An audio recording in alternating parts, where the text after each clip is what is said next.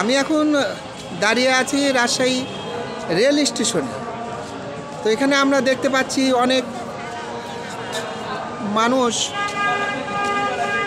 তাদের বাড়িঘর নাই, তারা স্টেশনে শুয়ে আছে। তো এই অসহায় মানুষদেরকে নিয়েই আজকে আমার এই প্রতিবেদন। সমাজে বিত্তবানরা অনেকে আসেন, এনাদেরকে সহযোগিতা করেন, ওনাদের শীতের কাপড় দেন।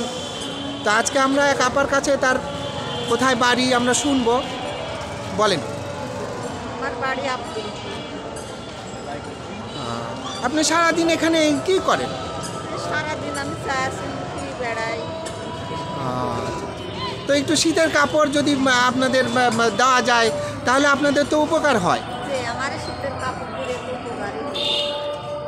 আচ্ছা, আপনি রাজশাহী আসেন। জি, আমরা দেখতে পাচ্ছি যে অনেকে এখানে আছেন। হ্যাঁ, তাদের শীতের কাপড়ের ব্যবস্থা করতে পারলে তাদের অনেক উপকার হয়। আমরা দেখতে পাচ্ছি যে স্টেশনেই তারা এখানেই থাকে রাত্রে। আমরা আরেকজন ভাইয়ের সাথে কথা বলবো। আপনার দেশে বাড়ি কোথায়? আপনি এই স্টেশনেই থাকেন? আচ্ছা, তো আপনি সারাদিন কি করেন? আচ্ছা, আচ্ছা,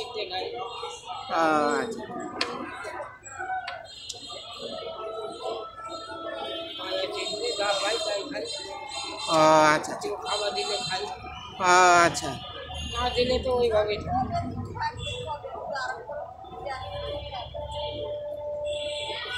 আমরা দেখতে পাচ্ছি একজন আপা, উনি খাচ্ছেন।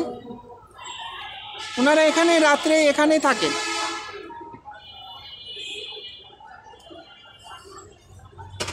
এটা রাজশাহী রেল স্টেশনের প্রধান গেটের পাশেই ওনারা থাকেন।